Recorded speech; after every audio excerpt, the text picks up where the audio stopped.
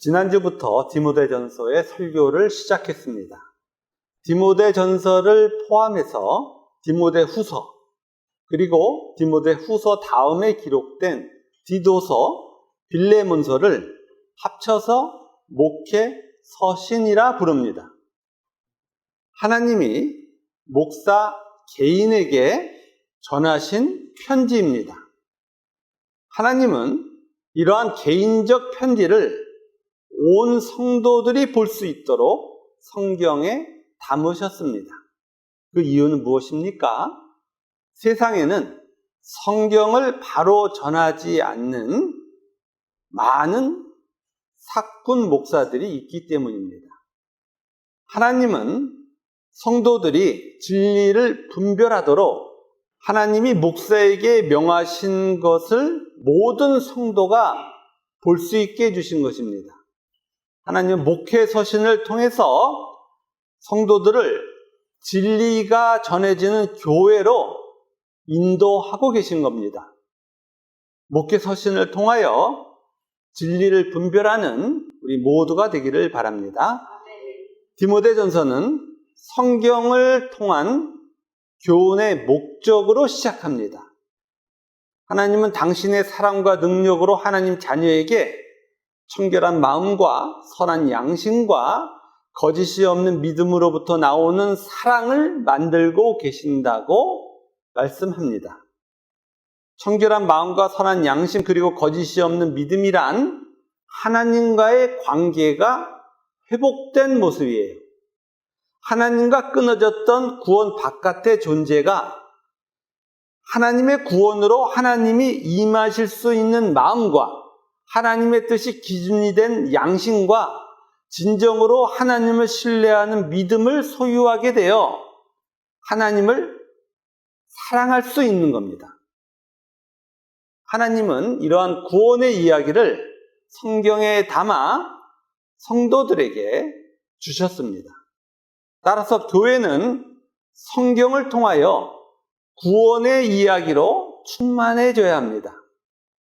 그런데 교회의 구원의 이야기가 아닌 인간의 신화와 족보를 주장하는 일이 발생합니다.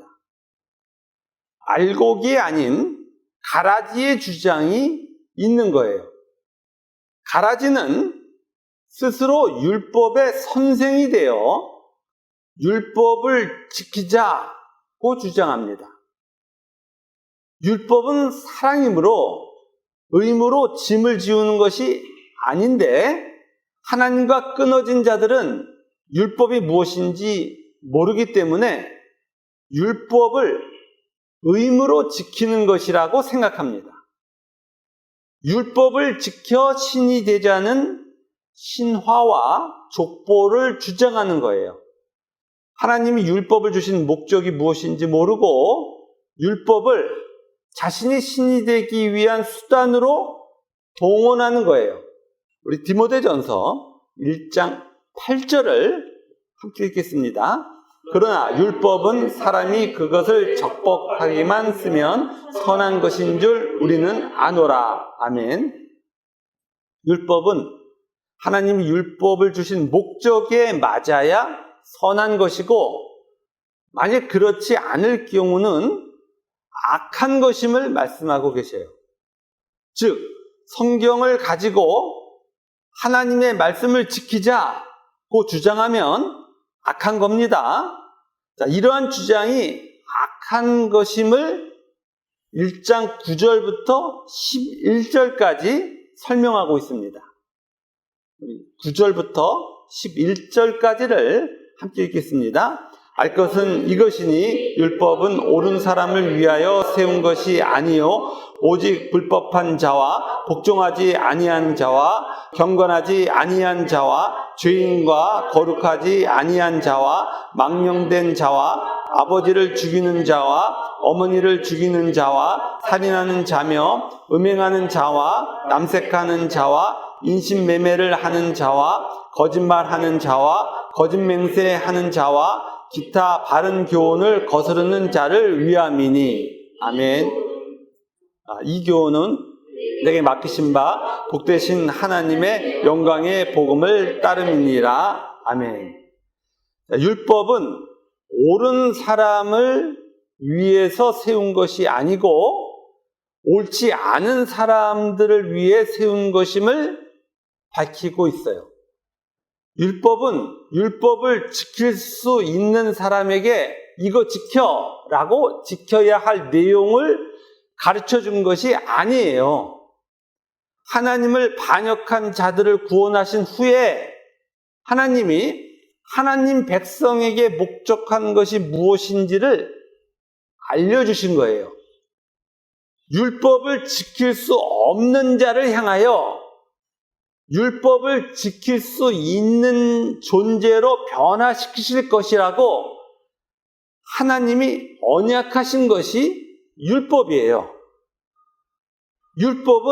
율법을 지켜 자신의 잘남을 나타내는 자를 위하여 주어진 것이 아니고 죄인인 자들이 죄를 인식하고 예수 그리스도께 나아오고 그리스도 안에서 살도록 하기 위해서 하나님이 주신 겁니다.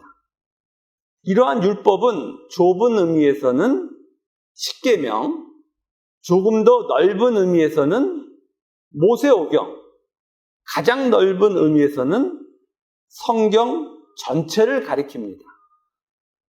따라서 성경 전체를 압축하면 십계명이 됩니다. 본문에서는 십계명을 받은 하나님 백성의 입장에서 재해석하여 십계명의 의미를 설명하고 있어요. 먼저 율법은 불법한 자를 위해서 하나님이 주신 것이라고 말씀합니다. 자, 그러면 불법은 무엇입니까? 법적 관점에서 십계명의 나 위에 다른 신을 섬기지 말라는 하나님의 1계명을 어긴 거예요. 따라서 불법한 자는 1계명에 반하는 자를 말합니다. 타락한 인간의 실체를 폭로하고 있어요. 하나님을 반역한 인간은 하나님 대신에 자신을 신으로 여깁니다. 이렇게 불법한 자가 마치 1계명을 지키는 모양을 취하는 것이 율법의 선생들을 통하여 나타납니다. 다른 신은 바로 자신인데 자신이 아닌 다른 대상으로 신을 특정하는 거예요. 예를 들어서 부처, 알라, 당군신 등을 다른 신으로 정한 후에 이들을 신으로 섬기는 자들을 부정하고 싸웁니다. 기독교의 비참한 모습 중에 하나가 절에 가서 빙빙빙 돌고 절 무너져라 이런 사람들 있죠. 그런 사람들은 왜 그렇게 하느냐 하면 다른 신을 뭐라고 생각하는 거예요? 부처라고 생각하는 거예요. 성경의 십계명에 다른 신은 저 부처, 알라, 당군 이런 걸 이야기하는 게 아니에요. 다른 신은 누구라고요? 바로 인간인 우리를 말하는 거예요. 그런데 그 다른 신을 만들어내 나는 죄를 안 섬겼어. 그러니까 나는 1계명을 지켰어. 이렇게 주장하는 거예요. 율법을 자신이 신이 되기 위한 도구로 바꾼 후에 율법의 선생이 되어 율법을 지키자고 주장하는 거예요. 하나님은 1계명을 통하여 자신을 신으로 여기는 자에게 네가 죄인이야 라고 깨닫는 은혜를 주고 계신데 자기가 무엇인지 모르니까 자신을 신으로 여기니까 자신이 무엇을 주장한지 모르는 타락한 자들은 자신의 신화로 율법을 동원합니다. 오늘 말씀에 분명히 하나님은 불법한 자를 위해 율법을 주신 것임을 말씀하고 계십니다. 자, 또한 율법은 복종하지 않는 자를 위한 겁니다. 복종하지 않는다는 것은 우상을 만들지 말고 섬기지 말라는 하나님의 뜻에 복종하지 않는 것을 말합니다. 여기서 우상은 타락한 인간이 자신이 신이 되기 위하여 자신이 원하는 대상으로 하나님을 형상화한 것을 가리킵니다. 하나님은 하나님 백성에게 자신의 욕망을 해결하기 위해 하나님을 우상으로 삼지 말 것을 둘째 계명을 통하여 명하셨습니다. 하나님은 둘째 계명을 주시어 자신의 욕망을 위하여 하나님을 동원하는 인간의 실체를 보게 하신 거예요. 출애굽기에 금송아지를 놓고 이스라엘 백성이 뭐라고 불렀어요? 하나님이라고 불렀다고요. 이렇게 하나님의 뜻을 모르는 타락한 자들은 하나님을 금송아지 우상으로 여기고 자신의 소원을 이루기 위해 하나님을 동원합니다. 이런 과정에서 율법의 선생인 자들은 자신의 공로를 하나님께 내밀며 내 소원 꼭 들어줘야 돼 라고 하나님께 요구하는 거예요. 율법의 진리를 왜곡한 모습입니다. 하나님은 이렇게 복종하지 않는 하나님의 백성의 죄를 보라고 율법을 주신 거예요. 우상을 만들지도 말고 섬기지 마. 그러면 그 앞에서 누구를 봐야 된다고요? 늘 그렇게 하는 자기 자신을 보라고요. 그것이 하나님의 은혜인데 우상을 또 만들어, 하나님을 우상으로 만들어 내가 그 우상을 향하여 무언가를 해놓고 그 공로로 하나님께 내놓으라고 하는 주장을 하는 거예요. 누구의 주장이라고요? 율법의 선생의 주장이라고요.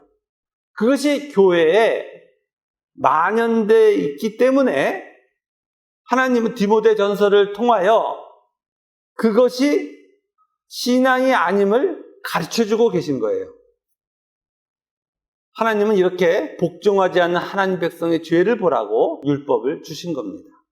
또한 율법은 경건치 아니한 자와 죄인을 위한 겁니다.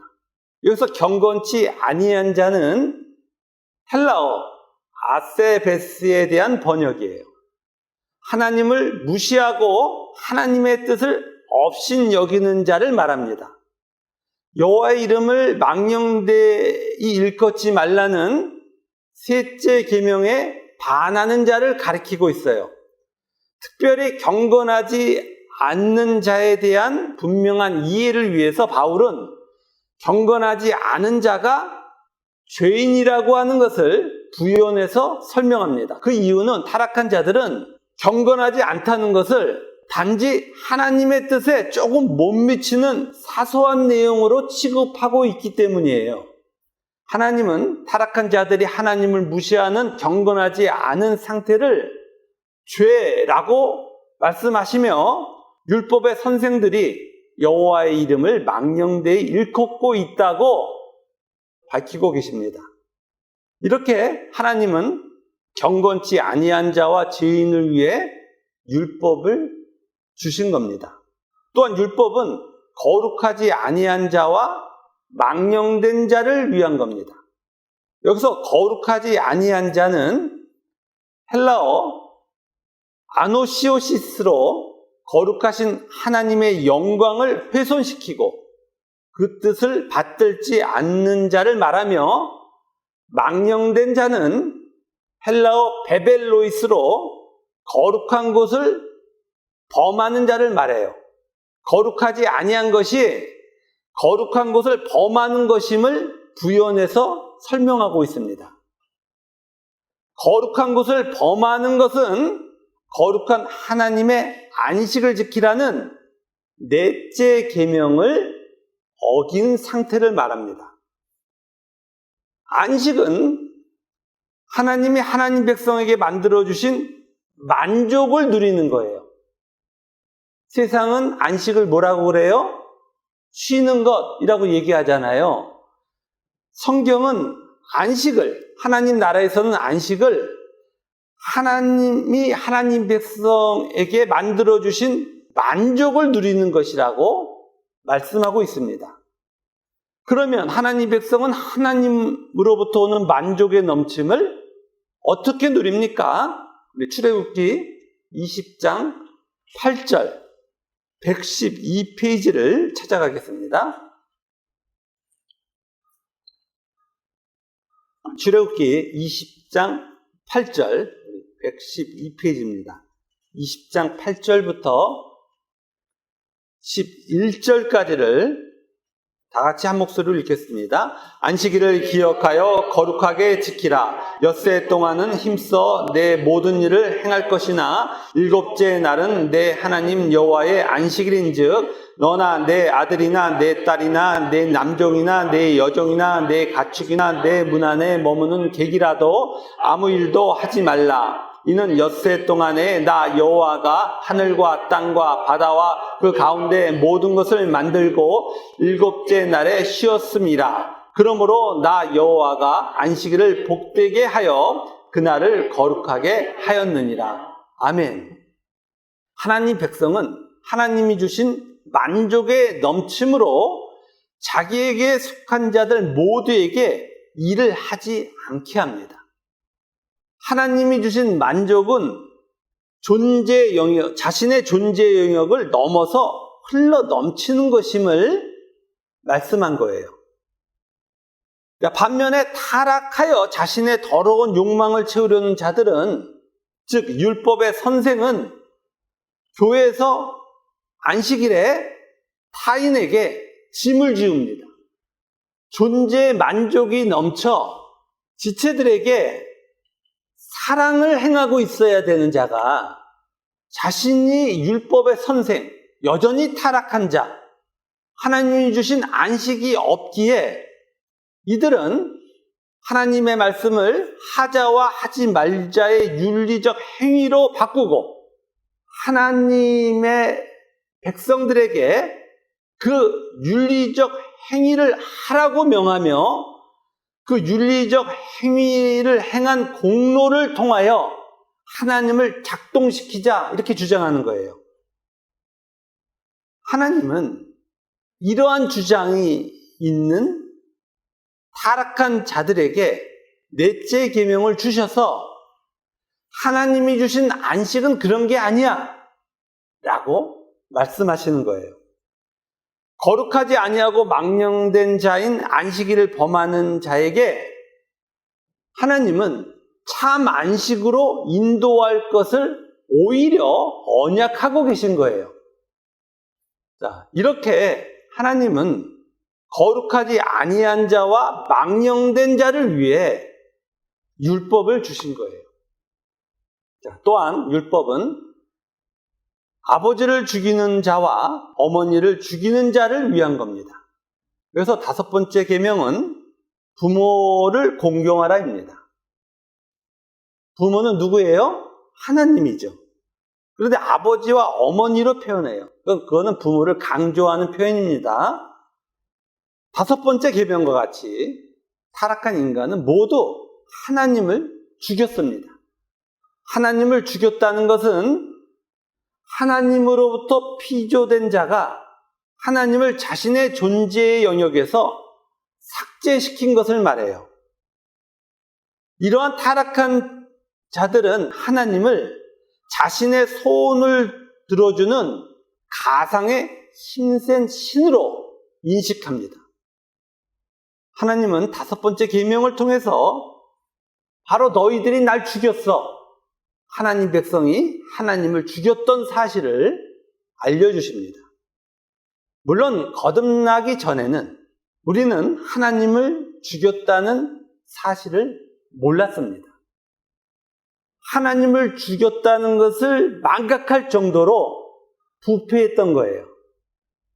우리는 구원을 받은 후에 하나님을 죽였던 우리 자신을 알게 되었습니다. 하나님은 율법을 주시어 우리가 부모를 죽인 자였다는 것을 알려주시고 그랬던 우리들을 구원하셔서 하나님을 사랑하는 자로 바꾸실 것을 언약하고 계신 거예요. 자, 또한 율법은 살인하는 자를 위해 주신 겁니다. 구원을 받은 후에 하나님 백성은 6계명인 살인하지 말라는 말씀 앞에서 자신이 살인자였다는 것을 깨닫습니다. 자기 바깥의 모든 것인 하나님의 피조물을 자신의 욕망을 이루기 위한 수단으로 삼았던 거예요. 수단이 되었다는 것은 인격이 존재하지 않는다는 상태를 말합니다. 타락한 인간은 자신의 욕망을 위하여 모든 것을 인격이 존재하지 않는 상태로 바꾼 거예요. 살인한 거예요. 이렇게 하나님은 살인한 자였던 우리를 위하여 율법을 주시고 우리가 누구인지를 알게 해주신 거예요. 또한 율법은 음행하는 자와 남색하는 자를 위한 겁니다. 음행을 남색으로 구현하여 설명하고 있어요. 남색은 헬라어 아르세코 코이테스의 번역이에요. 동성애를 말합니다. 음행을 동성애로 부연 설명하는 것은 음행을 인간의 윤리적 개념으로 받아들이지 마라는 하나님의 의도가 있는 겁니다. 하나님을 사랑하지 않고 인간이 누구를 사랑한다고요? 자기를 사랑하는 존재임을 깨닫게 하기 위한 설명이에요. 인간은 철저하게 동성, 자기 자신만을 사랑하는 존재예요. 우리는 그 사실을 구원을 받은 이후에 알게 됩니다. 이 땅에 살아가는 타락한 자들의 소원이 뭐예요? 자아 실현. 매슬로우의 욕구 단계설의 맨 마지막 인간의 최종적 목표. 뭐 하고 싶다고요? 자기의 욕망을 다 이루고 싶다고요. 자신의 욕망을 이루기 위하여 인간이 뭘 합니까? 자기 바깥의 것을 언제나 수단화하는 거예요. 그래서 이런 살인하는 자는 바로 동성애를 하는 자, 음행하는 자임을 하나님이 알려주시는 거예요. 그럼에도 불구하고 율법의 선생인 자들은 7번째 계명의 음행을 윤리적 개념으로 받아들이고 자신의 도덕적 완성을 위하여 애씁니다. 물론 도덕적이어야 합니다. 그러나 도덕으로 자신의 정당성을 확보하고 하나님 앞에 서면 하나님의 진노의 대상이 되는 거예요. 하나님은 이러한 음행하는 자, 남색하는 자를 위해 율법을 주신 겁니다. 또한 율법은 인신매매를 하는 자를 위한 겁니다. 인신매매를 하다는 헬라어는 안드라포디스테스에 대한 번역이에요. 사람을 탈취하는 자를 말합니다. 자신의 욕망을 위해서 하나님이 창조하신 사람을 탈취하는 자를 말해요. 하나님의 것을 도적질하는 것을 가리킵니다. 인간은 도적질하지 말라는 8번째 계명을 어기고 있는 거예요. 이렇게 모든 인간이 하나님을 도적질하는 모습은 사람을 탈취하는 것으로 나타납니다. 교회에서는 목사들이 교인들에게 무엇을 하게 하여 자신을 채웁니다. 뭐 하는 거예요? 도적질하는 거예요. 하나님은 율법을 주시어 인간이 도적질하는 자임을 알려주십니다. 또한 율법은 거짓말하는 자와 거짓 맹세를 하는 자를 위한 겁니다. 거짓말하는 자를 거짓 맹세를 하는 자로 구현하여 설명하고 있어요. 여기서 맹세란 자신의 주장에 운명을 거는 행위를 가리킵니다. 거짓 맹세를 하는 자는 거짓말하는 것이 자신의 존재의 전 영역, 본성임을 설명하고 있어요. 거짓 맹세를 하는 이해를 위해서 신명기 27장 17절 303페이지를 살펴보겠습니다. 신명기 27장 17절 303페이지를 찾아갑니다. 신명기 27장 17절을 함께 읽겠습니다. 그의 이웃의 경계표를 옮기는 자는 저주를 받을 것이라 할 것이요 모든 백성은 아멘 할지니라. 아멘. 자, 본절은 하나님 에발산에서 이스라엘 백성에게 맹세케 한 내용 중에 하나예요. 이스라엘 백성은 이웃의 경계표를 옮기면 기꺼이 저주를 받을 것이라고 맹세했습니다. 이스라엘은 신년제도가 있습니다. 하나님은 50년째 되는 신년이 되면 가난 때문에 조상의 소유를 팔아야 했던 사람들에게 땅을 돌려주라고 명하셨습니다. 그런데 땅을 돌려주기 싫은 거예요. 그래서 대부분의 이스라엘 백성들이 땅을 가졌던 자들이 무엇을 하냐면 그 땅이 자기 땅이었다고 주장하는 거예요. 이들은 하나님 앞에 법정에서 거짓 맹세를 합니다. 그리고 이 거짓을 정당하기 위해서 이웃을 동원합니다. 이러한 사건에 거짓 맹세를 하는 인간의 모습이 잘 나타나 있습니다. 세상은 피조되었습니다. 하나님이 창조하신 거예요. 따라서 만물은 누구 거예요? 하나님 거예요. 그런데 하나님을 반역한 인간이 자신의 소유를 주장합니다. 거짓 맹세를 하는 거예요. 거짓에 자신의 존재의 전부를 겁니다. 그러면서 찰나 같은 세상을 전부로 여기며 자신의 욕망을 채웁니다. 이들은 에발산 앞에서의 한 맹세로 인하여 저주를 받을 것이고 영원한 지옥으로 가는 거예요. 반면에 구원을 받은 하나님 자녀들은 하나님의 말씀 앞에 내가 거짓 맹세를 했던 자였구나를 깨닫고 구원해 주신 하나님께 진정한 감사를 드립니다. 이렇게 하나님은 인신매매하는 자를 위해 율법을 주신 거예요. 또한 율법은 기타 바른 교훈을 거스르는 자를 위한 겁니다. 기타 바른 교훈이란 십계명의 전부를 아우르는 본질이란 뜻입니다. 그러면 십계명의 전부를 아우르는 인간의 본성은 무엇입니까? 10번째 계명은 내 이웃의 집을 탐내지 말라입니다. 출애굽기 20장 17절 112페이지를 찾아갑니다. 출애굽기 20장 17절 112페이지입니다. 출애굽기 20장 17절을 함께 읽겠습니다. 내 이웃의 집을 탐내지 말라. 내 이웃의 아내나 그의 남종이나 그의 여종이나 그의 소나 그의 낙이나 그의 내 이웃의 소유를 탐내지 말라. 아멘. 여기서 이웃의 집은 이웃의 모든 소유를 대표하고 있어요. 타락한 인간은 10번째 계명을 거스르고 내 이웃의 집을 탐냅니다. 자기 바깥에 있는 것을 전부 탐내는 거예요. 모든 인간은 자기 바깥의 것을 빼앗기 위한 인생을 삽니다.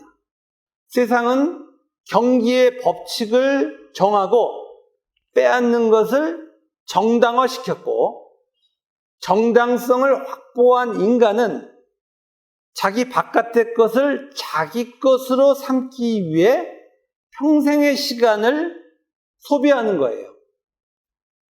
예수님이 성전을 향하여 강도의 소골이라고 말씀하셨습니다.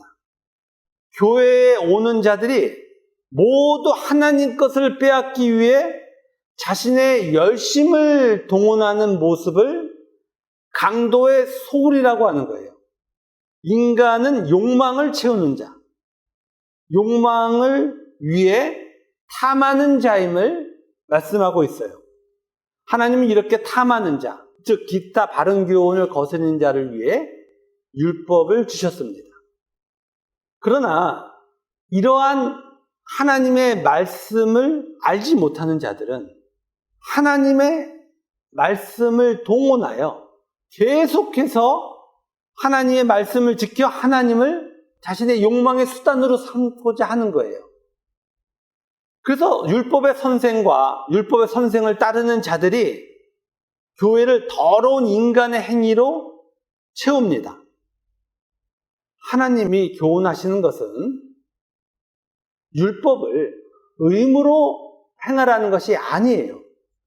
우리 디모데전서 1장 11절을 우리 함께 읽겠습니다. 이 교훈은 내게 맡기신 바 복되신 하나님의 영광의 복음을 따름이니라. 아멘.